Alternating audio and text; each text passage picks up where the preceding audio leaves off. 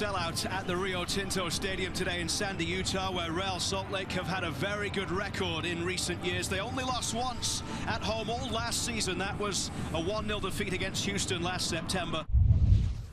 It's very lush, it's a little bit sticky, they've got to make sure they move it quickly. Terrible mistake here, lets Josie Altidore in. See it again here, comes out of nothing. Schuller got to deal with that. Really poor effort by Chris Schuller to clear the ball. Altidore's there. Has ended up with FC Dallas. He's a different kind of player from Morales. Morales more of a dribbler. Giovinco feeding it through for Josie Altidore. He might get a shot away on goal, and it just flashes past the post. From Salt Lake, poor touch. Think it's Schuller again. You can't allow these two this kind of space. Giovinco finds Altidore. He's so close, tries to get it in that inside post, just drags it past.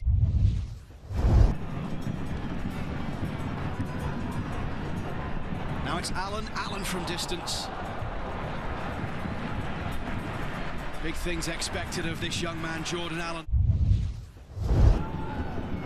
Movsisyan brings it down, through for Rusnak. Wonderful opportunity here for the young designated player, but he couldn't find the target. Movsisyan on the ball, lovely little stab through. He should have drove for the ball, he had space. Drive for the ball, take it in and goal. Cooper does fantastic. Altidore back to Cooper. Rather than delay, plays Giovinco in. I thought he had just played it a little bit too far, but he manages to just get there from Romando. The goalkeeper's outstretched, takes him down, penalty kick. Can't come out like that unless you get the ball. Sebastian Giovinco. And Giovinco finds his penalty saved by Nick Romando, who comes up big again. Giovinco hits it hard, doesn't quite get it in the corner, but it's a great save. He goes with commitment. Of this performance by them so far. It's Altidore chasing down the right. Battle of strength here between Altidore and Schuller. And Altidore does really well in the end. He's into the area here, Josie Altidore. Back for Giovinco. It goes off the head of Horst and behind for a corner for Toronto.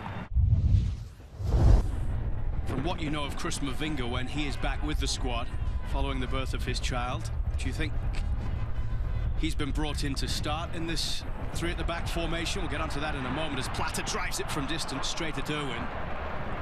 Yeah, I do. I think he's been brought in to start. His professionalism, how he looks after himself, which means that if you do go through a pre-season where you can't get as many minutes or training in as you would like. Beckerman over the top here towards Joao Plata. And he'll feel he should have done better there, Joao Plata. More time than that. He can take more time. The touch is perfect.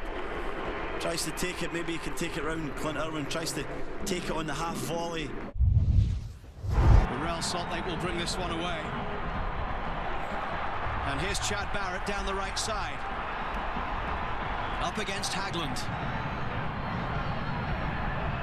Barrett from distance, straight at Irwin. Plays it inside.